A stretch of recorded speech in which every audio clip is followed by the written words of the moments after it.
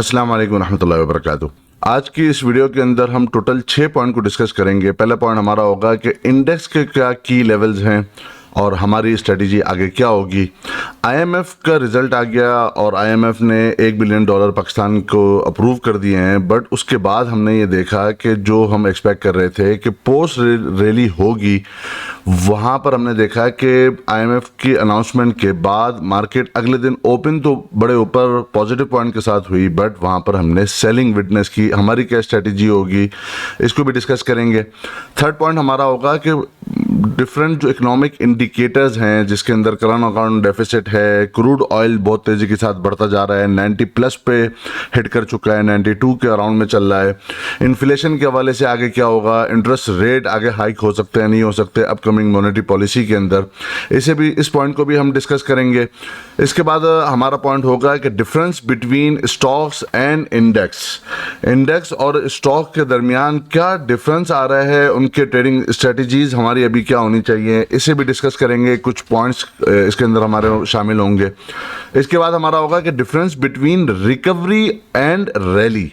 Recovery क्या चीज़ होती है और रैली क्या चीज़ होती है, अभी हम किस फेज के अंदर हैं, क्या हम रिकवरी मोड के अंदर हैं या हम रैली मोड के अंदर हैं, कुछ पॉइंट इसके अंदर डिस्कस करेंगे और कुछ एग्जाम्पल देने की कोशिश करेंगे कि डिफरेंट स्टॉक्स को हम लेकर डिस्कस करेंगे और उसके अंदर हम डिस्कस ये करेंगे कि क्या ये कोई रिकवरी मोड के अंदर हैं, रैली मोड के अंदर हैं, और जब स्टॉक गिरे हुए होते हैं क्या हमें उस वक्त उठाना चाहिए और किस लेवल तक की हमारे पास उसकी रिकवरी हो सकती है। ये छठा पॉइंट भी हमारी इस वीडियो का हिस्सा होगा। सो जो दोस्त जिस पॉइंट को देखना चाहते हैं वो अब वीडियो को आगे फॉरवर्ड करके वो पॉइंट के ऊपर जाकर उसे भी देख सकते हैं। So let's begin with the first point, index कहां है और इंडेक्स के क्या की लेवल्स होंगे नेक्स्ट वीक के लिए।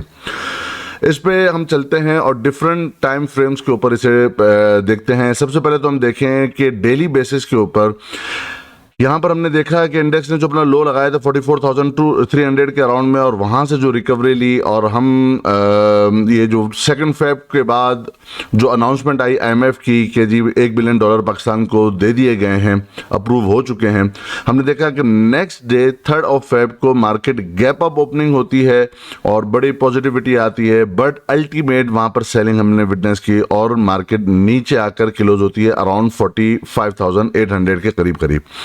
देन अगले दिन फ्राइडे के दिन हमने देखा कि मार्केट फ्लैट ओपन हुई, थोड़ी सी डिप ली और फिर रिकवरी देखी हमने सेकेंड हाफ के अंदर, और हमने देखा कि इंडेक्स ने फ्राइडे के दिन जो अपसाइड की तरफ गई वो 46,133 के करीब गई और फिर क्लोजिंग नीचे आकर दे दी जो कि 45,900 के अराउंड में है।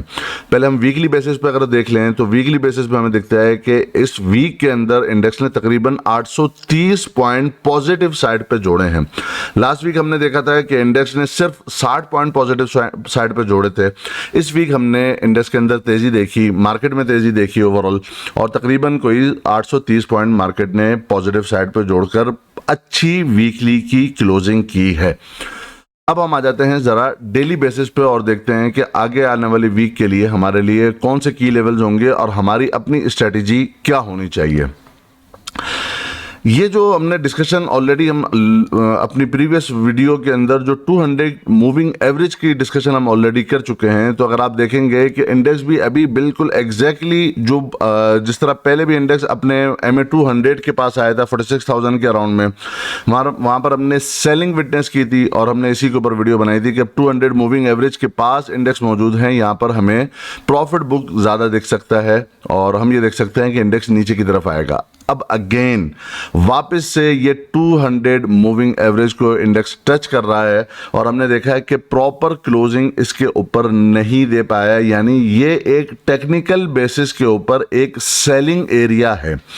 इसकी क्या इंपॉर्टेंस होती है 200 मूविंग एवरेज की, ये किस तरह काम करती है, वो प्रीवियस वाले वीडियो के अंदर डिस्कशन हम कर चुके हैं। सो आप उसी वीडियो को हम रेफर करेंगे और चाहेंगे कि आप वो वाला देख लें, पार्ट 200 मूविंग एवरेज का।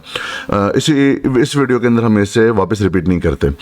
सो ये एक की पॉइंट है जहां पर इंडेक्स के अंदर हम सेलिंग पॉइंट विटनेस करते हैं और यही देख रहे हैं कि ऑल्दो एक पॉजिटिव ट्रिगर मौजूद था, वो करंट अकाउंट डेफिसिट के हवाले से भी मौजूद था, हमारे इंपोर्ट बिल्स कम हुए थे लास्ट मंथ के अंदर जो उसकी डेटा आया था, और फिर प्लस IMF भी था, बट उसके बावजूद इंडेक्स ऊपर जाकर प्रॉपर क्लोजिंग नहीं कर पाया। इट मीन्स कि यहाँ पर अभी तैयारी नहीं है उस अंदाज की कि हम यहाँ से रैली एक्सपेक्ट कर रहे हैं, बल्कि प्योरली टेक्निकल बेसिस के ऊपर ही मार्केट चल रही है।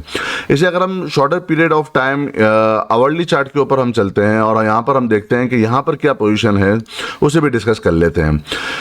यहाँ पर जो इंडेक्स है वो अभी ट्रेड कर रहा है और जो उसके लिए सपोर्टिव जोन होंगे, ये हम बात कर रहे हैं इंटरडे बेसिस पे जो लोग ट्रेड करते हैं या शॉर्ट टर्म की जो ट्रेड करते हैं, ये 1000 पॉइंट की एक लगता है कि मार्केट 1000 पॉइंट के इन बिटवीन ट्रेड अभी करेगी।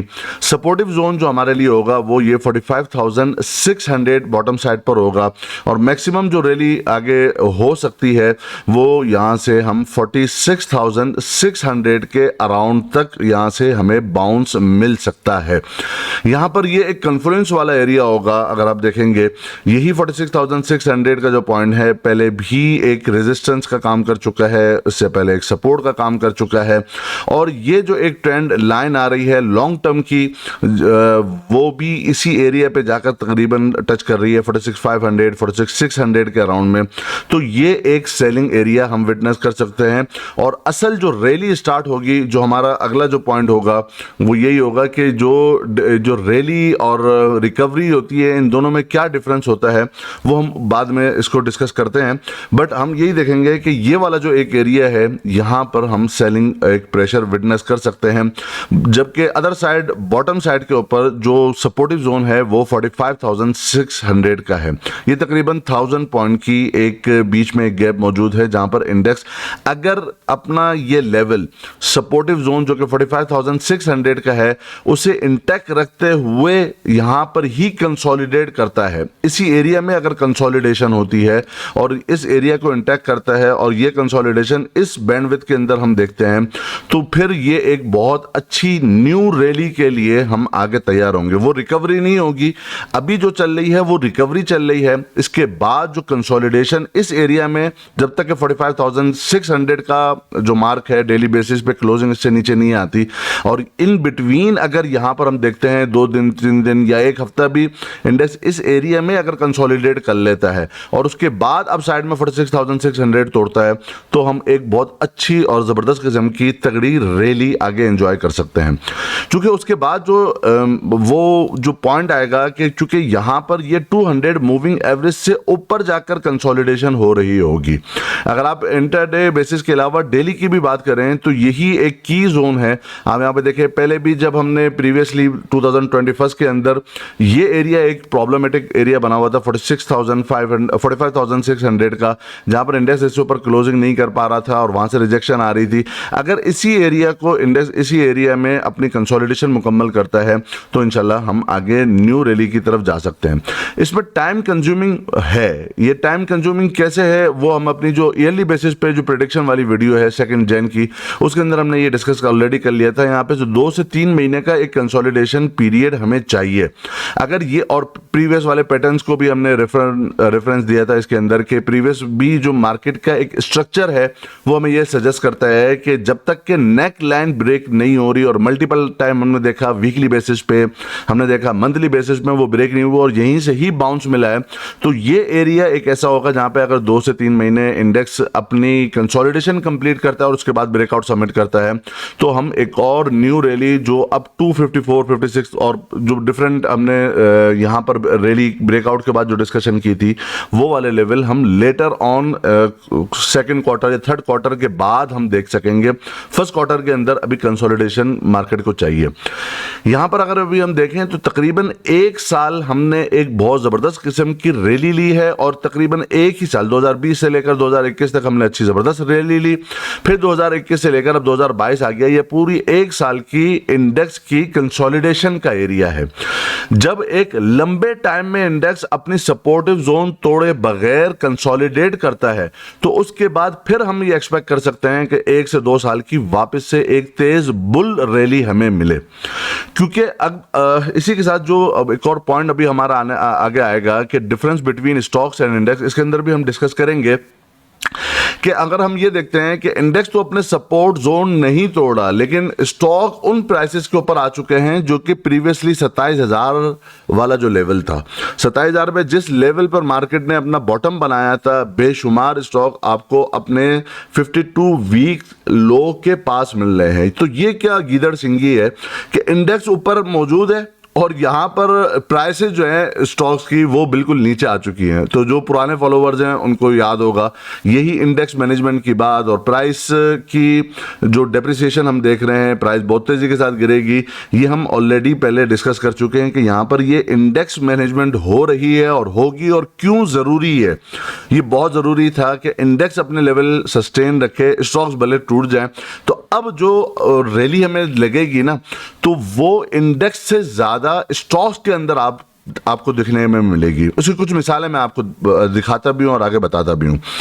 जिस तरह अगर आप यहां पे देखें, जब ये वाला एरिया के अंदर इंडेक्स जून और जुलाई का पूरा, अगस्त का पूरा 3 महीने इस एरिया के अंदर था और ना सपोर्ट तोड़ा था ना रेजिस्टेंस तोड़ा था, तो इस वक्त के जाकर आप डिफरेंट स्टॉक के चार्ट देख लीजिए। इंडेक्स ऊपर मौजूद था, स्टॉक्स की प्राइसेस धड़ाधड़ गिर रही थी, बहुत तेजी के साथ गिर रही थी। तो यहां पर बेसिकली इंडेक्स मैनेजमेंट हो रही थी। यही सेम वाइज अब मुझे लग रहा है कि वापस से इंडेक्स की मैनेजमेंट हो रही है, और हम ये देखेंगे कि इंडेक्स भले साइडवेज जाए या नीचे सेलिंग इसके अंदर आए या ऊपर जाए, बट स्टॉक स्पेसिफिक अगर आप काम करोगे तो वो आपके लिए कामयाबी की जमानत होगा। एक दो मिसालें मैं आपको बताता हूँ। आप मिसाल के तौर पर यही देख लीजिए, इंडेक्स यहाँ पर था 20 जनवरी से लेकर इंडेक्स ऊपर गया, 1 फेब तक इंडेक्स ऊपर की तरफ गया। आपको मैं एक दो मिसालें दिखाता हूं। आप यहां पर देख लीजिए, ये जो एनएमएल है, एनएमएल क्या था, ये पूरा दिसंबर और 20 दिसंबर के बाद से लेकर भी ये पूरा इसी एरिया के अंदर था। तकरीबन इसने अपना इस पूरे एरिया के अंदर टाइम गुजार लिया, अप्रॉक्सीमेटली 62 डेज, तकरीबन 2 महीने इस पूरे एरिया के अंदर गुजारे, और इसके अंदर कोई खातर खा गेन नहीं हुआ। बट उसके बाद क्या होता है, उसके बाद आप ये देखें कि इंडेक्स पॉजिटिव है कि नेगेटिव है। आप ये वाला दिन देख लीजिए, 2 फेब में इंडेक्स कहां पर था और एनएमएल की क्या पोजीशन थी, आप ये देखिएगा जरा सा आपस में इनका डिफरेंस क्या आ रहा है। 2 फेब में इंडेक्स ऊपर जाता है, 3 फेब में इसके अंदर सेलिंग आई, 4 फेब में इसमें सेलिंग आई, और एनएमएल कहां गया, इसके बाद ये इस एरिया से लेकर अपना हाई टेस्ट करता है तकरीबन 14% के अराउंड में। 14% में यहां पर इंडेक्स अपना सेलिंग प्रेशर हमें दिख रहा है, बट यहां पर इसने अपना ये टारगेट अचीव किया। अब इसी तरह अब आप देखें, मिसाल के तौर पर टीआरजी ले लीजिए। टीआरजी आप ये देखिए कि टीआरजी यहां पर 2 फेब में कोई बहुत बड़ा इसके अंदर मोमेंटम नहीं है, 81 जो है ना वो पैसे इसने पॉजिटिव साइड में जोड़े। फिर अगले दिन हम देखते हैं कि 33 पॉइंट इसने माइनस जोड़े, और फिर हम यहाँ पे देखते हैं उससे अगले दिन 38 पैसे बेसिकली ये अपने माइनस साइड पे जोड़े। लेकिन इस दौरान इंडेक्स क्या कर रहा था, इंडेक्स अपनी जगह यहाँ पर इस दिन हम देख रहे हैं 3 फेब को इंडेक्स में तकरीबन अपने हाई से अपने लो की तरफ ये गया, तकरीबन 500 पॉइंट नेगेटिव साइड में इंडेक्स ने जोड़े थे 3 फेब को। यहां पर ये क्या कर रहा था टीआरजी, आपको दिखेगा कि यहां पर टीआरजी के अंदर उस तरह की नेगेटिविटी नहीं आई जिस तरह की इंडेक्स के अंदर आई। ये सिर्फ 33 जो है ना वो पैसे इसने अपने लूज किए। 500 पॉइंट अगर इंडेक्स गिरता था, यानी टीआरजी गिरता था तो इंडेक्स गिरता था, टीआरजी ऊपर चढ़ता था तो इंडेक्स ऊपर चढ़ता था। तो इसका मतलब ये हुआ कि अभी आपको स्टॉक स्पेसिफिक होना पड़ेगा। इसकी मिसाल मैं आपको इसी तरह दिखाता हूँ, आप देखिएगा। अच्छा, प्री आईएमएफ रैली के हवाले से अगर बात कर लें, कि हम ये डिस्कस कर रहे थे कि हमें पोस्ट आईएमएफ रैली मिलेगी कि प्री आईएमएफ रैली मिलेगी, तो अगर आप यहाँ पर ये देखिए कि हम एक्सपेक्ट कर रहे थे अगर प्री IMF रैली हमें नहीं मिलती तो हमें बेसिकली उसके बाद पोस्ट IMF रैली मिलेगी अगर इंडेक्स नीचे के लेवल पर सस्टेन करता है और IMF का लोन अप्रूव हो जाता है। बट जिस तरह अभी मैंने 2 फेब को ही डिस्कस कर लिया था कि अब रैली जो लग रहा है वो प्री IMF मिल रही है। रैली अगर IMF के से पहले ही मिल रही है तो फिर बाद में हमें यहाँ पर नहीं मिलेगी। ये मैंने अपने मेंबर्स के साथ डिस्कस किया था, तो हमने ये देखा कि उसके बाद IMF रैली जो हमें मिली है वो प्री मिल रही है, तो अब पोस्ट नहीं मिलेगी। जब कोई आपको पता है कि जब कोई शख्स मर रहा होता है ना, तो उसको अगर ऑक्सीजन की ज़रूरत होती है, सांस की ज़रूरत होती है, तो क्या किया जाता है, वो उसको एक जो तरीका है कि उसके दिल पे ज़ोर ज़ोर से हाथ जो है ना वो मारा जाता है और फिर उसको मुंह के ज़रिए से उसको सांस दी जाती है, तो थोड़ी देर बाद जाकर उसके अंदर उसकी सांस बहाल होती है। तो यहाँ पर भी जो हमें इंजेक्शन लगा है IMF का, तो मुमकिन है कि वो उसका असर थोड़ी देर बाद हमारे पास जाहिर हो, अभी फौरन हमें ये असर ना दिखे। बट अल्टीमेट अब हम जो हमारा 3rd पॉइंट है उसको भी डिस्कस कर लेते हैं कि इकोनॉमिक इंडिकेटर्स वगैरह क्या होते हैं। सपोर्ट जोन की अगर मैं इन शॉर्ट बात करूं कि शॉर्ट टर्म ट्रेडर्स के लिए 45,600 की एक बेस की सपोर्ट है और अपसाइड के लिए 46,500 और 600 का ये एक एरिया है जहां पर जाकर हम इस ट्रेंड लाइन की रेजिस्टेंस को रीटेस्ट कर सकते हैं और फिर असल रैली उसके बाद शुरू होती है। इकोनॉमिक इंडिकेटर्स की अगर बात की जाए तो करंट अकाउंट डेफिसिट का जो एक बड़ा मसला है, मुझे लगता है कि ये इन फ्यूचर ये आखिर में जाकर हमारा कंट्रोल हो सकता है और हो जाएगा, चूंकि गवर्नमेंट की तरफ से काफ़ी ज़्यादा मेजर्स लिए गए हैं इंपोर्ट्स के ऊपर, उनकी ड्यूटीज़ बढ़ाई गई हैं और एक्सपोर्ट अगर हमने देखें तो टेक्सटाइल के एक्सपोर्ट और डिफरेंट आपको एक्सपोर्ट दिखेंगी कि वो हम आगे एक्सपेक्ट यही कर रहे हैं कि वो बढ़ेंगी। तो करंट अकाउंट डेफिसिट का लगता है, और स्पेशली ये भी IMF की तरफ से भी, फिर आपको पता है कि ADB की तरफ से भी ट्रांचेस मिलना शुरू हो जाएंगे, डिफरेंट जो इंस्टीट्यूट्स हैं वर्ल्ड वाइड वहाँ से हमें फिर इमदाद आना शुरू हो जाएगी। ऑल्दो ये कोई बहुत अच्छा पॉजिटिव चीज़ नहीं है कि हम लोन लेकर बड़े खुश हो रहे हैं, बट बात ये की जाए कि करंट अकाउंट डेफिसिट अब लगता है कि आगे आने वाले नियर फ्यूचर्स के अंदर 2nd क्वार्टर के अंदर हम काफ़ी इसके अंदर बेहतरी देख सकते हैं। तो ये एक कोई बहुत बड़ा प्रॉब्लम नहीं लगता मुझे कि ये कोई प्रॉब्लम क्रिएट करे। क्रूड ऑयल की बात की जाए तो क्रूड ऑयल के चार्ट के ऊपर मैं थोड़ा सा आपको पहले लेके चलता हूं और देखते हैं कि क्रूड ऑयल कहाँ है। अभी crude oil WTI crude oil की मैं बात कर रहा हूं, ब्रेंट की भी आप बात कर लें तो ये 92 प्लस पे जाकर 92.31 के ऊपर अभी इसकी लास्ट क्लोजिंग हुई है। ऑल्दो चूंकि मैं इंटरनेशनल कमोडिटीज के अंदर भी ट्रेड कर रहा होता हूं तो यहाँ पर मेरी अपनी खुद एंट्रीज मौजूद थी डिफरेंट रेट्स के ऊपर। अब मैं आहिस्ता आहिस्ता इसके अंदर अपना प्रॉफिट बुक कर रहा हूँ 92 पे। अभी मैंने लास्ट ट्रेडिंग सेशन के अंदर भी अपना कुछ प्रॉफिट बुक किया। इसके ऊपर के जो लेवल्स हैं वो 98 और 107.60 तक भी ये अपना हिट कर सकता है, बट अब यहाँ से कुछ इसकी डाइवर्जेंसेस क्रिएट होना शुरू हो रही हैं। सो मुझे ये लगता है कि अगर वो अपसाइड पे भी जाएगा तो फिर इसके अंदर हम कुछ 1-1.5 हफ्ते 2 हफ्ते बाद भी हम इसके अंदर एक सेलिंग प्रेशर विटनेस कर सकते हैं और अपनी सपोर्ट टेस्ट करने के लिए अराउंड 77 के करीब करीब ये आ सकता है। तो क्रूड ऑयल ऑल्दो काफ़ी बढ़ रहा है, इसके अंदर डिफरेंट फैक्टर्स भी इन्वॉल्व हैं, रशिया वगैरह का जो एक चल रहा है मसला, और इसी तरह वर्ल्ड वाइड कुछ मामलात इस तरह के चल रहे हैं कि जो क्रूड ऑयल को बूस्ट कर रहे हैं इसके प्राइसेस को। बट मुझे लगता है कि इसके अंदर कुछ डाइवर्जेंसेस आहिस्ता आहिस्ता क्रिएट हो रही हैं। ट्रिगर ऑल्दो थोड़ा सा लेट हो सकता है और मुमकिन है ये 98 के मार्क को भी टच कर ले और उसके बाद जाकर हम इसके अंदर कोई प्रॉफिट बुकिंग देखें। तो ये क्रूड ऑयल का बढ़ना और इंटरनेशनल कमोडिटीज का जो बढ़ना है ये ट्रिगर करती हैं हमारे इन्फ्लेशन को।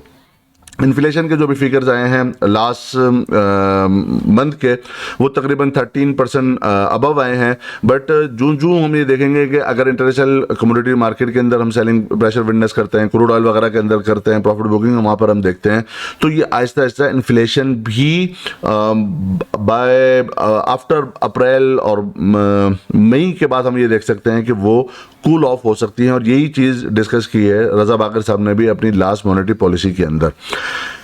अगर ये नहीं होता तो इंटरेस्ट रेट का बढ़ना ये ऐन मुमकिन है कि जो अब अपकमिंग मॉनेटरी पॉलिसी है इस पे इंटरेस्ट रेट हाइक हो सकते हैं। तो इसका जो बेसिकली जो इम्पैक्ट आता है वो ज़ाहिर है उन कंपनीज के ऊपर आता है जो हाईली लेवरेज कंपनीज हैं, जिनमें से सरफहरिस्त हमारा सीमेंट सेक्टर भी है। तो सीमेंट सेक्टर अंडर प्रेशर रह सकता है, इसी तरह आपका स्टील सेक्टर भी अंडर प्रेशर रह सकता है। इसके डिफरेंट और भी वजूहात हैं, मैं पहले भी ये डिस्कस कर चुका हूँ, जिसके ऊपर आप ये देख सकते हैं जो इंटरनेशनल जो कोल की प्राइसेस हैं वो भी अभी हाइक के ऊपर हैं, इन्फ्लेशन बढ़ रही है, इंटरनेशनल कमोडिटीज़ बढ़ रही हैं, तो उसकी वजह से इन्फ्लेशन बढ़ रहा है और उसकी वजह से इंटरेस्ट रेट हाइक हो सकता है। तो कुछ थोड़ा सा अवॉइड हमें करना चाहिए, थोड़ा और टाइम देना चाहिए हमारी जो सीमेंट सेक्टर या और जो वो कंपनी जो कि हाईली लिवरेज हैं उनसे थोड़ा सा हमें अवॉइड करना चाहिए नियर फ्यूचर के अंदर। ऑल्दो लॉन्ग टर्म के अंदर वो भी अच्छे लगते हैं, बट नियर फ्यूचर के अंदर हमें वो ट्रेडिंग उस तरीके से मज़ेदार नहीं मिल सकेंगी। डिफरेंस बिटवीन स्टॉक्स और इंडेक्स ये मैंने डिस्कस कर लिया है कि यहाँ पर भी अब वापस से इंडेक्स मैनेजमेंट होगी। यही चीज़ अभी हम देखें कि यही एनएमएल था, ये 12 जनवरी की कॉल थी कि 8330 को हमने ये बिल्कुल वॉच लिस्ट में रखना है। जैसे 8330 टूटेगा हम फॉरेन एंट्री लेंगे, मिनिमम 8990 तक हमारा पहला टीपी होगा। और उसके बाद जैसे ही हमने देखा 3 फेब को, फिर मैंने अलर्ट भी दिया था अपने फरवरी वाले ग्रुप के मेंबर्स को भी कि भाई अब ये आ चुका है हमारे लेवल पर, हम इसको बाय कर रहे हैं। और फिर इनको कहा था कि 94 प्लस पर भी ये चल रहा है, 3 फेब को यहाँ पर हमें प्रॉफिट अपना बुक करना चाहिए। यही अगर आप एनएमएल के चार्ट को ही देख लीजिए तो आपको ये देखेगा हमने एग्जैक्टली इस दिन की एंट्री ली थी। अब आप डिफरेंस देखिएगा कि अब जब से लेकर ये नहीं चल रहा था जी, नहीं चल रहा था, तो तकरीबन 2 महीने अपने इस लेवल पर इसने लगा दिए और 2 महीने से ये 76 से लेकर और 83 82 के दरमियान चल रहा था। बट हमें मोमेंटम और तेज रैली कहाँ मिली? ये 8330 के ऊपर ही मिली। यहाँ पर बाय किया, यहाँ से बाय करने के बाद आपको एक अच्छा कैपिटल गेन जो पहले यहाँ पर हमें नहीं मिलता, हमें यहाँ से तकरीबन कोई 60 दिन वेट करना पड़ा तो तकरीबन 9.5% का गेन मिला। लेकिन जैसे ही हम यहाँ पर एंट्री लेते हैं 83 के पास हमने एंट्री ली थी अपनी, 83 से लेकर अगर आपको देखें 84 तक इसने ऐड किया था और यहाँ पर हमें 13% के करीब का गेन मिल गया सिर्फ 3 दिन के अंदर। तो 60 दिन तक ये एक्यूमुलेट होता रहा नीचे के लेवल्स के ऊपर। रैली कहाँ मिलती है इसकी? एग्जैक्टली हम इसी दिन का वेट कर रहे थे, जैसे यहाँ पर मिली हमने एंट्री करी, 3 दिन के अंदर हमने 13% के करीब का गेन किया। और ये 9.5% का गेन होता है सिर्फ जो है वो 60 डेज के अंदर। तो यही है कि अब अपने अपने लेवल्स के ऊपर इसके अंदर प्रॉफिट बुकिंग होगी। यहां पर एंट्री हुई, यहां पर प्रॉफिट बुकिंग या वापस से डिप के ऊपर इसको बाय किया जाएगा। यही सारी सूरत हाल है। इसके अलावा जो हम डिस्कस कर रहे थे अच्छा, अब हम आ जाते हैं ज़रा सा अपने 5th पॉइंट की तरफ कि रिकवरी और रैली में फ़र्क क्या है, इन दोनों में डिफरेंस क्या होता है। क्या हम रैली के अंदर हैं अभी या अभी हम जो है वो रिकवरी मोड के अंदर हैं? इसको थोड़ा सा आप जरा समझिएगा। मैं एक कोई ले लेता हूँ स्टॉक, लेट सपोज मैं ले लेता हूँ जी GTYR ले लेते हैं जी। GTYR आपको पता है गंदारा टायर, अब इसका नाम भी तब्दील हो गया। GTYR का आप पहले चार्ट लीजिए और मैं आपको थोड़ा सा मिसाल से पहले समझाने की कोशिश करता हूँ। मैं आपको पीछे पहले बैक चार्ट के ऊपर लेके चलता हूँ। एक होती है रैली और एक होती है रिकवरी, इन दोनों में थोड़ा सा डिफरेंस है। रैली क्या होती है? ये जब 200 मूविंग एवरेज से ऊपर स्टॉक की प्राइस स्टेबल हो जाए और वो उसको एज अ सपोर्ट कंफर्म कर ले तो हम एक बहुत लंबे टाइम के लिए एक बुल रैली के अंदर हम चले जाते हैं। इसकी आप थोड़ी सी मिसाल अभी समझिएगा और फिर करंट चार्ट के ऊपर भी मैं चलता हूं। और मैं एक प्लान यही कर रहा हूं कि आप अपने कमेंट बॉक्स के अंदर अपने स्टॉक्स भी लिख दीजिए जो आप पूछना चाहते हैं। तो मैं जो वीकली की वीडियो बनाऊंगा इंशाल्लाह उनमें से कुछ स्टॉक्स मैं ले लिया करूंगा आइंदा के लिए, और आपके जो स्टॉक जिसकी ज़्यादा डिमांड होगी वो हर वीकली वीडियो के अंदर कुछ स्टॉक्स को मैं सिलेक्ट करके उसकी वीकली वीडियो के अंदर उसे डिस्कस कर लिया करूंगा। एनीवेज, यहाँ पर अगर आप देखें जब स्टॉक की प्राइसेस, कोई भी प्राइसेस 200 मूविंग एवरेज से नीचे नीचे होती हैं, जंगल कर रही होती है, आपस में मिली हुई होती हैं एवरेजेस से, तो उस वक्त रैली हमें नहीं मिलती। वहाँ पर क्या होता है जब वो प्राइस नीचे आती है तो अब मिसाल के तौर पर आप ये वाला एरिया ले लीजिए। जब वो प्राइसेस 200 मूविंग एवरेज से नीचे होती हैं तो हम क्या देखते हैं कि हमें वहां पर दिखता है कि एक पुल बैक हमें मिलता है, वापस से प्राइस रीटेस्ट करने आती है 200 मूविंग एवरेज को, फिर वहां से हम देखते हैं सेलिंग आती है, फिर रीटेस्टिंग आती है, फिर सेलिंग होती है। तो जब तक के वो स्टेबल अपने मूविंग एवरेज 200 से ऊपर होकर उसको एज अ सपोर्ट टेस्ट ना कर ले, उस वक्त तक हमें रैली नहीं मिलती। तो there is a difference between recovery and rally. और आपकी ट्रेडिंग स्ट्रेटेजी भी ये होनी चाहिए कि आप पहले हम ये देखना चाहिए कि हम जिस स्टॉक के अंदर एंट्री कर रहे हैं तो क्या वो रिकवरी मोड के अंदर है या वो रैली मोड के अंदर है। ये बहुत ही इंपॉर्टेंट पॉइंट है।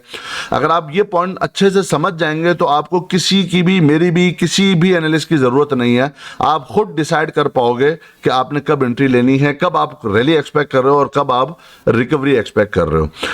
आप ये देखें कि जब भी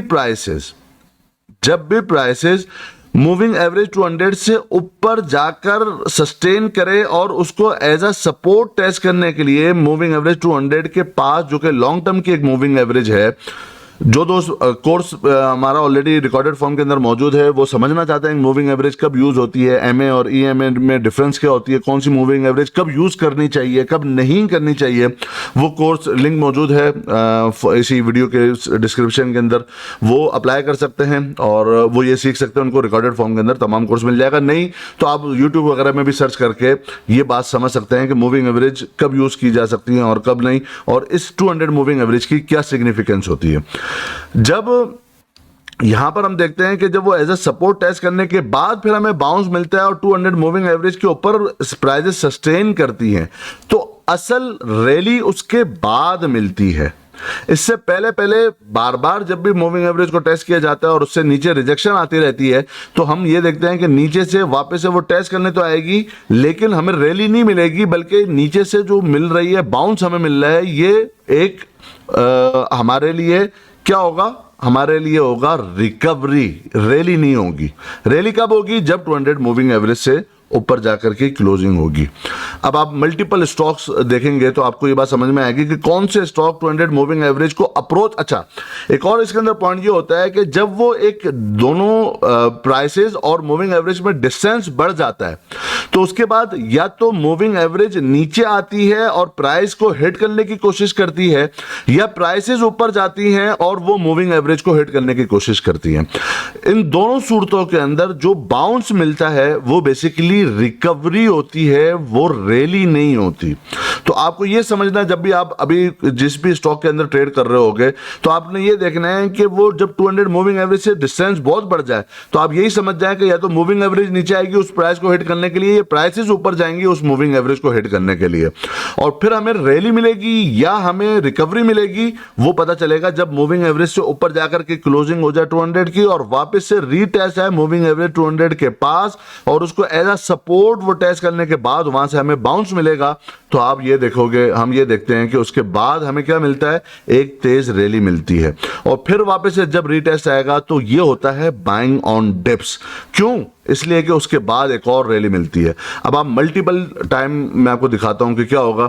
जैसे मूविंग एवरेज 200 के ऊपर आएगी प्राइसेस शूट करेंगी, फिर डिप आएगी, फिर 200 मूविंग एवरेज के पास आएगी, प्राइस शूट करेंगी और रैली हमें मिलती रहेगी अनटिल अनलेस फिर हमें वापस से एक और डिप मिलेगी और मूविंग एवरेज को एज अ सपोर्ट टेस्ट करने के लिए आएगी, फिर हमें प्राइसेस अप, फिर मूविंग एवरेज सपोर्ट बनेगी और फिर प्राइसेस अप। ये जो मूविंग एवरेज 200 से ऊपर जब सस्टेन हो जाती है मार्केट और प्राइस और उसको as a support prices confirm कर लेती हैं तो रैली उसके बाद शुरू होती है। रैली उसके बाद शुरू होती है। अगर अभी आपको दिखेगा तो अभी आपको दिखेगा कि अभी हमारा इंडेक्स का है यही 200 मूविंग एवरेज के पास है। असल ये जो आ रहा है, जो बाउंस आ रहा है ना, ये रिकवरी है, अभी हमारी रैली स्टार्ट नहीं हुई है। रिकवरी के अंदर छोटे छोटे हमें प्राइस की मूवमेंट अच्छी मिल जाती है, हम प्रॉफिट भी बुक कर सकते हैं, बट रैली अभी एक्सपेक्ट नहीं करनी चाहिए। रैली कब एक्सपेक्ट करते हैं हम? जब ऊपर जाकर के क्लोजिंग हो और उसको एज अ सपोर्ट के टेस्ट करे और फिर हमें वहां से बाउंस मिले, तो असल रैली उसके बाद शुरू होगी। वापस चलते हैं GTYR के चार्ट की तरफ। ये आप दोस्तों के लिए एक बहुत अच्छा लर्निंग जो है ना वो मटेरियल भी होगा इंशाल्लाह अजीज। अब अगर हम GTYR के चार्ट पे चलें, वापस से आ गए हम वापस से GTYR चार्ट के ऊपर, और हम जो पहले डिस्कस कर रहे थे कि असल रैली कहाँ से स्टार्ट हुई जी। असल रैली स्टार्ट होती है जबकि मूविंग एवरेज 200 से अबव मार्केट की प्राइसेस हों, वो उसे बार बार सपोर्ट बनाती है और फिर अपसाइड की रैली स्टार्ट कर देती है। जब 200 मूविंग एवरेज से नीचे प्राइसेस आती हैं तो जिस तरह अभी मैंने डिस्कस किया है कि फिर क्या होता है, फिर उसके बाद जो बाउंस मिलता है, चूंकि प्राइसेस फिर वापस से कैच करने की कोशिश करती हैं इसी मूविंग एवरेज को, तो वहां पर जो ये बाउंस मिलता है ना, लोग असल जो ट्रैप होते हैं ना वो इस बाउंस के ऊपर होते हैं।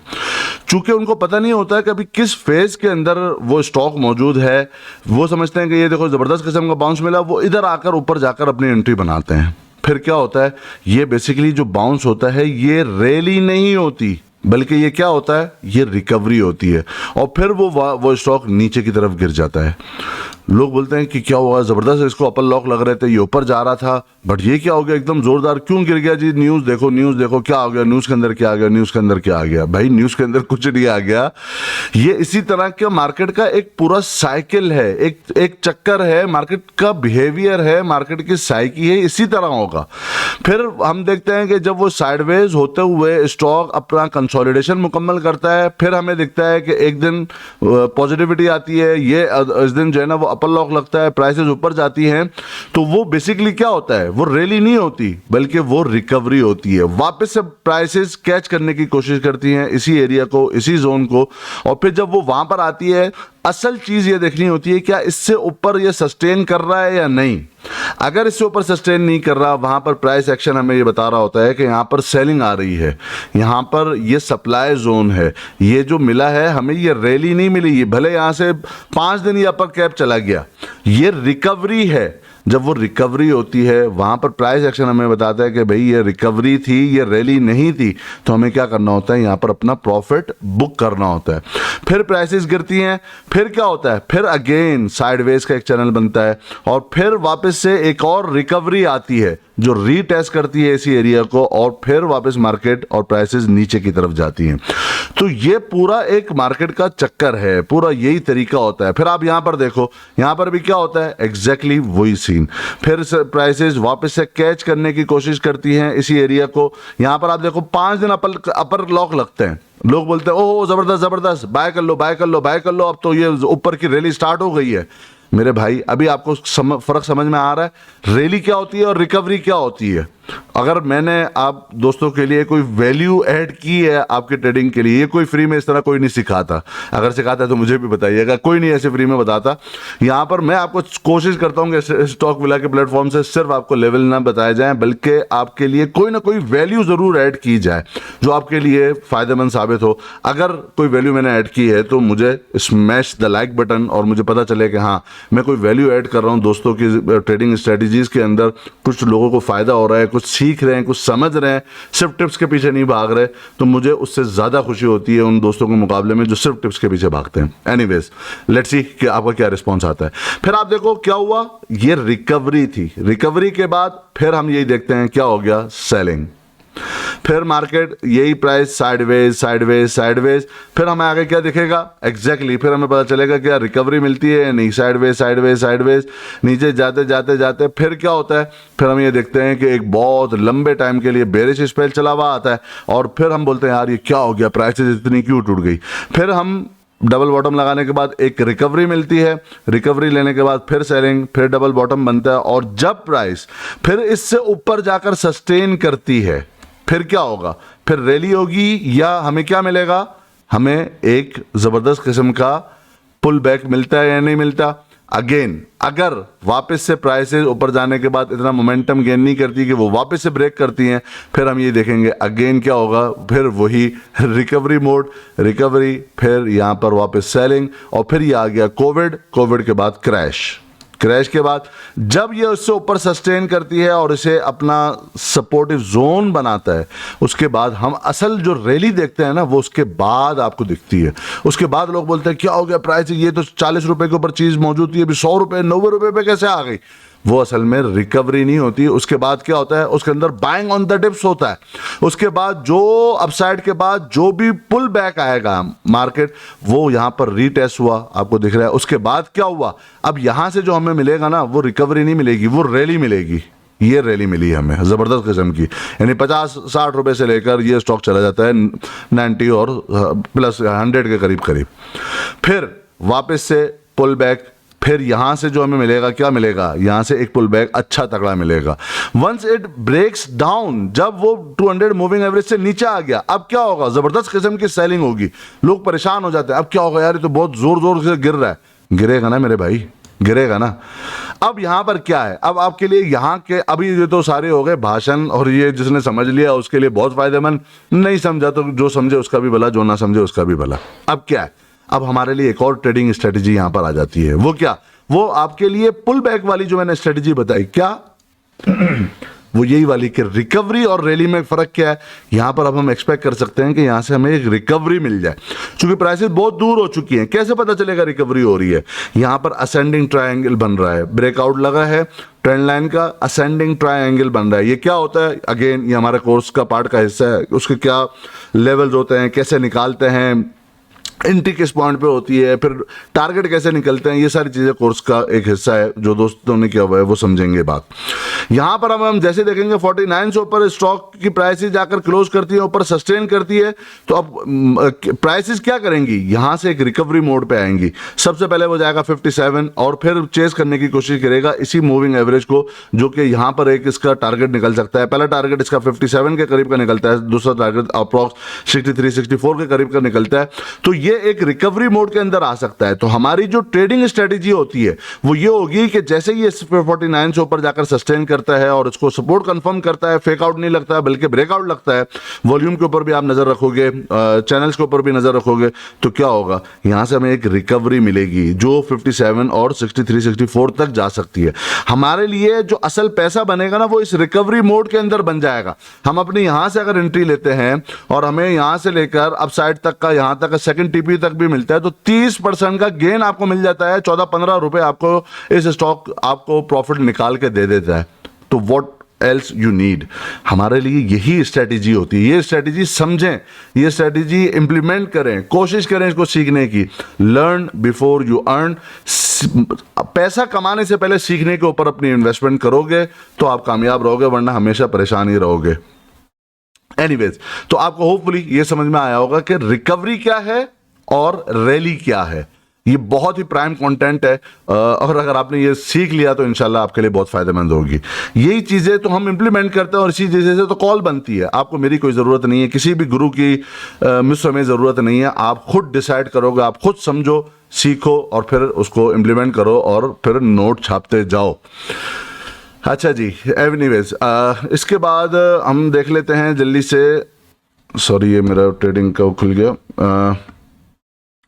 इसके अलावा चलें और मैं आपको कुछ मिसालें दिखाता हूँ। यही जो मैंने अभी डिस्कस किया कि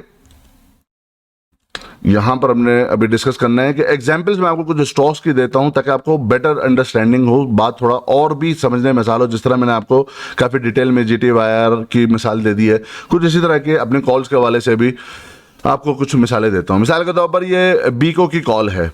ये बीको एक स्टॉक है, बहुत सारे लोगों ने नहीं भी सुना होगा। जनवरी 3 को मैंने इसकी बाय की कॉल दी। 17 और 18 लेवल के ऊपर इसको बाय कर लो और स्टॉप लॉस का है 17 से ही नीचे, यानी सपोर्ट के ऊपर बाय करो, सपोर्ट से ही नीचे स्टॉप लॉस है मिनिमम 20-21 तक। तो ये बहुत हंसते खेलते चले जाएगा। 3 जनवरी, लेट्स सी इसके क्या चला है, स्टॉक किस तरह चलता है। ये हमने कॉल दी है 3 जनवरी। 3 जनवरी, हियर यू गो। ये 3 जनवरी को यहां पर कॉल थी कि अब इसका ऊपर जाते हुए नहीं, नीचे आते हुए वेट करो। कहां का, 17, 16 और 17 के ऊपर बाय करना है ना, लेवल 17 और 18 पे बाय करना है। यहां पर हम देखते हैं कि इसका लो क्या रखता है 3 जनवरी के बाद। 21 जनवरी को इसका लो लगता है 17 रुपए और 2 पैसे। 17 और 18 के दरमियान इसी पे बाय था। हमने चले टॉप पर भी बाय कर लिया, हमने 17 पे नहीं बाय किया, हमने 18 पे बाय नहीं किया, हमने चलो 18.5 पे बाय कर लिया। यहाँ से लेकर यहाँ तक कितना गेन मिलता है? तकरीबन 34.5%, मोर देन इनफ। 34.5% कितने दिन में मिलता है जी? 16-17 दिन के अंदर, 2 हफ्ते के अंदर आपको मिल जाता है। यहाँ पर कोई एंट्री नहीं है, बैठे रहो। जब ये एक चैनल इसने क्रिएट कर लिया, यहाँ पर एंट्री है, 40% गेन लो, 30% गेन लो, मोर देन इनफ। हमारी ट्रेड यहाँ पे क्लोज हो गई। अब ये ऊपर जाता है, नीचे जाता है। जो लोग होल्डिंग करके लंबा बैठते हैं वो बैठे रहे, जो नहीं बैठते उसको अपना प्रॉफिट ट्रेडिंग करके निकल जाओ। 20 जनवरी को हमने NRL और GGL के अंदर एंट्री ली थी। NRL 20 जनवरी को कहाँ पर था जी? ये 20 जनवरी को यहाँ पर था। हमने चले यहाँ पर ले ली, हमने 250 से नीचे का स्टॉप लॉस रखा हुआ था। यहाँ से अगर हमें अप साइड से भी लेकर इतना भी गेन मिलता है, 8% 9%, मोर देन इनफ। GGL, अच्छा GGL के हवाले से मैं बताऊं कि लोग जब यहाँ पर मैं उनको बोल रहा था ना निकल जाओ, और ओपनली भी कहा, बल्कि मैं आपको वीडियो भी दिखाता हूँ। 4 जुलाई की ये वीडियो है, जब हमने GGL को डिस्कस किया था। इसके ऊपर मैं काफ़ी एक बड़ी GGL के ऊपर मैंने एक वीडियो भी बनाई थी, आई गेस पुरानी, अगर चैनल के ऊपर आप देखोगे तो आपको मिल जाएगी GGL के हवाले से ना। तो GGL जब ये नीचे के रेट के ऊपर मौजूद था उस वक्त ये वाली बनाई थी तकरीबन 9 महीने पहले। GGL जब ये चलना शुरू हुआ था तो उसके अंदर मुख्तलिफ इसकी चीज़ें मैंने डिस्कस की थी। खुद मेरी अपनी बाइंग यहाँ पर थी। उसके बाद क्या था, उसके बाद 4 जुलाई को मैंने दोस्तों के साथ क्या डिस्कस किया, थोड़ा सा वो सुन लेते हैं। GGL की बात की जाए, इसके अंदर कुछ एग्जॉशन अब लग रही है। ये इस बैंडविड्थ के अंदर ट्रेड कर रहा है, और अब लास्ट टाइम इसने वापस से रिटेस्ट की अपनी सपोर्ट एरिया को, जो कि 48 के अराउंड है। बट ये अब मोमेंटम मुझे लग रहा है कि आहिस्ता आहिस्ता लूज कर रहा है। सो जो जिन दोस्तों ने, आपको याद होगा बहुत पुराने, मैंने GGL के ऊपर एक वीडियो भी अलग से सेपरेटली बनाई थी। तो जो दोस्त अभी भी होल्डिंग के ऊपर है, ये तो वो हाई साइड के ऊपर 50 अब प्रॉफिट बुक करें और इसको थोड़े दिन के लिए छोड़ दें। इसके अंदर मैंने आगे लंबी डिटेल में मैंने बताया था कि मैं खुद भी इसमें से निकल गया हूँ और मैंने नीचे के ऊपर बाय किया हुआ था। अब यहाँ पे 50-51 ये सेलिंग एरिया, यहाँ पर निकल जाना चाहिए। उस वक्त 26 जुलाई को, जुलाई के जो प्रीमियम ग्रुप मेंबर्स थे 2021 के, उनको भी मैंने क्या बताया था? GGL में खुद भी निकल चुका हूँ काफी टाइम से। मैंने बताया था, मैंने अपनी प्रॉफिट बुक करके मैं इसमें निकल चुका हूँ। GGL के वाले से पुरानी वीडियो भी बनाई थी। यहाँ पर ये अपने आप देखो कि ये जो इस बॉक्स के अंदर चला हुआ था, नीचे 48 नहीं तोड़ता और ऊपर 51.5 रुपए 51.50 का लेवल नहीं तोड़ा था। बट यहाँ पर आप देखो लास्ट डे के अंदर क्या हुआ। लास्ट डे के अंदर ये 48 का लेवल तोड़ के 46 रुपए और 86 पैसे के ऊपर यहाँ पर क्लोज दिए। अब यहाँ पर ये सेल होगा। ये जो शॉर्ट लोग करना चाहते हैं वो GGL को शॉर्ट कर सकते हैं। यहाँ पर मैंने खुद अपनी भी शॉर्ट की एंट्रीज वगैरह की थी और ग्रुप्स के अंदर कॉल्स भी दी थी। देख लेते हैं GGL कहाँ पर मौजूद है और अब क्या है। हाँ, GGL यहाँ पर ही हमने अपना सेलिंग एरिया था, यहाँ पर शॉर्ट था। उस वक्त कोई नहीं सोच सकता था ये 20 रुपए पर भी आएगा। ऐसा ही है ना? आप मुझे बताइएगा जरूर। क्या ऐसे ही समझ रहे थे? सब बोल रहे थे नहीं GGL बहुत ऊपर जाएगा। तो क्या हुआ? यहाँ से लेकर यहाँ तक का कितना बड़ा ड्रॉप है? Almost more than 60%, more than 60%। फिर इसी के बाद यहां पर हमारी अब बाय की एंट्री है, क्योंकि ये लेवल है जहां पर हमें मिल सकता है। GGL की भी यहां पर कॉल थी और उसके बाद फिर उन दोस्तों को भी बोला कि इसके खैर लेवल्स मैंने फिर बताए हुए उनको मेंबर्स को कि कहां हमने अपना इसका प्रॉफिट बुक करना है। इसी तरह नेटसोल 95-96 के ऊपर हमने बाय किया था। 94 से बिलो का स्टॉप लॉस था, 100 प्लस का इसका टारगेट था। पावर अभी एक्यूमुलेशन जोन के अंदर मुझे लगता है, आप देख सकते हो। जो अच्छा, ये चूंकि बहुत स्लो मूविंग स्टॉक है तो ये इसी लेवल के करीब करीब ही यहाँ पर एक्यूमुलेट हो सकता है। अभी बाय जो है ना वो रैली वाला आप एक्सपेक्ट नहीं करोगे। एयरलिंक ले लो। एयरलिंक 55 और 56 के ऊपर बाय था। मिनिमम इसका 59-60 के करीब करीब का एक ट्रेडिंग मुझे लग रही थी। मैंने कहा था कि ये लॉन्ग टर्म के लिए भी अच्छा है, ऑल्दो इसके चार्ट मौजूद नहीं है, बट ये टेक्निकली यहाँ पर एक ट्रेड बन रही है तो आप ले सकते हो। एयरलिंक को देख लेते हैं। एयरलिंक क्या था जी? एयरलिंक एग्जैक्टली यहाँ 55, ये 55-56 पे बाय है और ये 60 के करीब का हमारा शॉर्ट टर्म का एक जो है ना वो ट्रेड आराम से बन जाती है 11-12% की, मोर देन इनफ। फिर यहाँ पर आकर लोग बोलते हैं ये क्या हो गया, अपर लॉक क्यों लग गया? भाई इसलिए लग गया कि यहाँ पर इसकी यही लेवल है जहाँ पर एंट्री बनती है। जिस लेवल पर एंट्री आप बनाओगे तो असल फायदा उसी वक्त होगा जब लेवल्स पर आपकी एंट्री होगी और सिलेक्टिव आपके टारगेट्स होंगे। आप इसको लॉन्ग टर्म के लिए भी होल्ड कर सकते हो, बट जो ट्रेडर्स होगा वो अपना प्रॉफिट बुक करके यहाँ पे निकल जाएगा। हाँ, यही डबल जीएल की जो मैंने बाय कॉल 28 जनवरी को ही दी थी कि 20 के ऊपर आप पहली एंट्री बना लो। 28 जनवरी को ही 20 के ऊपर हमने अपनी एंट्री बना ली और इसके अंदर मैंने बोला था यहाँ पर एसएल अभी नहीं लेना, 20 के ऊपर एंट्री बना लो। TP1 TP2 हमने यहाँ पर डिस्कस की हुई है। अल्हम्दुलिल्लाह ये 23 का पहला TP ऑलरेडी अचीव हो चुका है। TP2 को हम ट्रेल करके आगे की तरफ लेके जाएंगे। अब यहाँ पर हमारी एंट्री कोई 50-60 के ऊपर थोड़ी हुई है, डबल जीएल के ऊपर एंट्री 20 रुपए के ऊपर हुई है। एंट्री कहाँ हुई है? 20 रुपए के ऊपर, 50 पे नहीं की, 60 पे नहीं, वहां पे बिकवाया है, वहां पे सेल करवाया। प्रॉब्लम यह है कि लोग सिर्फ बाय बाय तो कोई कॉल देते हैं, buying on dips, but exit कभी नहीं करवाते।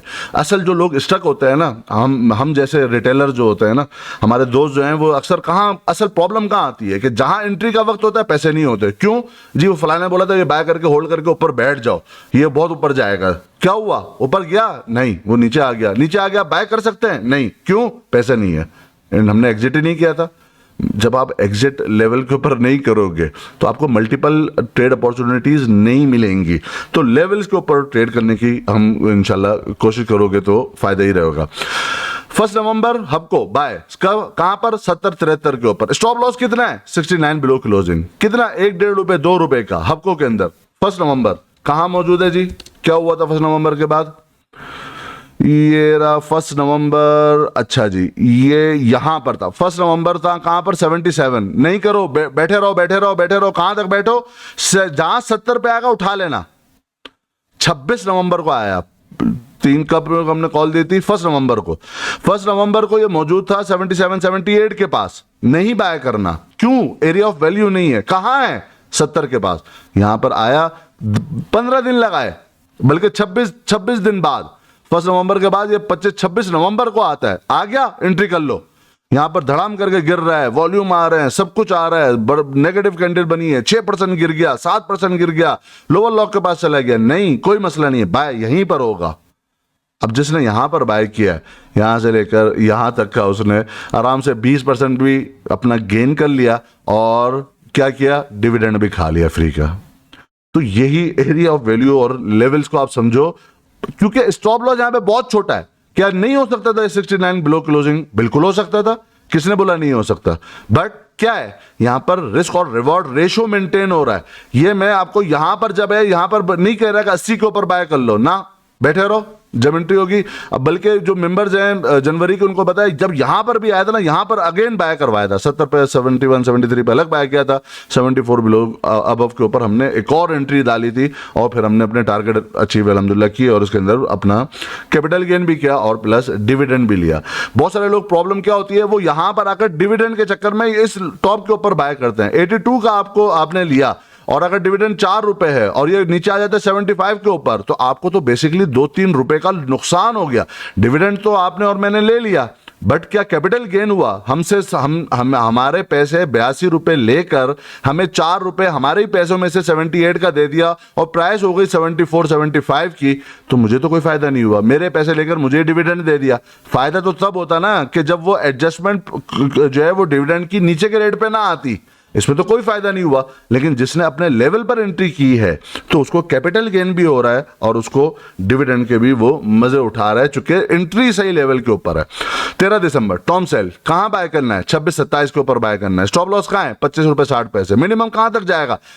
इंशाल्लाह हंसते खेलते 31 तक तो चले जाएगा। दिसंबर 13, 2021 टॉम सेल देखते हैं कहां था। टॉम सेल के ऊपर है 31 दिसंबर। कौन से दिसंबर के बाय कॉल है? 13 दिसंबर। 13 दिसंबर को ये आ जाता है कहां पर? ये एग्जैक्टली इसी लो के पास। जब गिर रहा है लोग डर रहे हैं, यहां पर नहीं होगा। एग्जैक्टली 13 दिसंबर को बाय की कॉल है। 26-27 के ऊपर बाय करो। लो कितना है? 27 का। अच्छा जी, एंट्री हो गई अल्हम्दुलिल्लाह 27 की एग्जैक्टली बिल्कुल बॉटम के पास। ये मैं नहीं कहता कि हम हमेशा बॉटम उठा सकते हैं, मुमकिन नहीं है। जो बोलेगा झूठ बोलेगा। मुझे पता था कि ये बॉटम यही बनेगा, नहीं, मुझे नहीं पता था। मुझे ये जरूर पता था कि यहां पर एंट्री बनेगी। तो यहां से अगर हमने एंट्री बनाई है, अभी ये यहां पर भी मौजूद है, कितना 22% का आपको कैपिटल गेन हो गया है, चूंकि एंट्री एग्जैक्ट सही लेवल पर 27 जो लेवल बताया गया 13 दिसंबर को, जब सब नेगेटिविटी नहीं, कोई मसला नहीं है, एंट्री लो यहां पर 13 दिसंबर को ही एंट्री लो 26-27 के ऊपर। 31 तो हंसते खेलते जाएगा, ये तो 33-34 पे चला गया। होपफुली बात समझ में आ रही होगी। इसी तरह पीपीएल खैर हमने इसके अंदर बाय की थी 70 पे, फिर 83 पे हमने प्रॉफिट बुक किया था, फिर 82 83 पे हमने अपना प्रॉफिट जो बाय साइड का था वो बुक किया था, वहां पे शॉर्ट करवाया था, फिर 78 76 का फिर वापस हमने क्या किया था, अपना जो शॉर्ट था उसको रिकवर किया था। पीपीएल को देख लेते हैं, एग्जैक्टली बिल्कुल उसी तरह चला, एग्जैक्टली यहाँ पर बाय हुआ, 70 पे बाय करवाया, 82 83 पे सेल करवाया, यहाँ से शॉर्ट की कॉल थी, 78 50 बिल्कुल एग्जैक्टली 78 का लेवल अचीव हुआ, बताया भी भाई 78 59 50 के ऊपर आ गया, यहाँ पर अपना शॉर्ट कवर करेंगे, हम कवर किया और यहाँ से वो ऊपर की तरफ जा रहा है। और ये अब लॉन्ग टर्म के लिए अच्छा भी है, बाइंग ऑन डिप्स के ऊपर ही आना चाहिए, क्योंकि अब आपको ये दिख रहा है ये अगेन 200 मूविंग एवरेज और अपने ट्रेंड लाइन की रेजिस्टेंस से ऊपर जाकर क्लोज कर रहा है, उसको रीटेस्ट के लिए आ रहा है, तो ये भी बाइंग ऑन डिप्स के लिए अब आराम से आ सकता है। नेट सोल बाय करना है 80 और 67 के ऊपर। 80 का आता है 13 दिसंबर, कहां पर आता है 80 के ऊपर, इसके अंदर मल्टीपल ट्रेड हुई, ये 13 दिसंबर एग्जैक्टली यहां पर है। 13 दिसंबर में कहां इसका है भाई, ये लगा रहा है 79.24 के ऊपर, एग्जैक्टली ये बाय है। फिर अगेन अभी आपने देखा कि फिर हमने वापस से 96 97 पे वापस से एंट्री की, अभी यहां पर मौजूद है 32% अल्हम्दुलिल्लाह, यहां से भी गेन हो चुका है। जिसने वहां पर एंट्री नहीं ली, यहां पर भी एंट्री ली है, अभी बाय कॉल आपने देखी कि वापस से यहां से लेकर यहां तक भी हमें अल्हम्दुलिल्लाह कैपिटल गेन हो गया। तो कहने का मकसद क्या है, अब ये कैच कर सकता है अपने 200 मूविंग एवरेज के पास। कहने का मकसद ये है कि ये रिकवरी और आपको ये फर्क समझना जरूरी है कि ये रिकवरी मोड के अंदर है कौन सा स्टॉक और कौन सा रैली मोड के अंदर है। जो रिकवरी मोड के अंदर है और कहां तक की रिकवरी होगी, मैंने आपको बहुत सारी मिसालों से एग्जाम्पल से समझाने की कोशिश की है।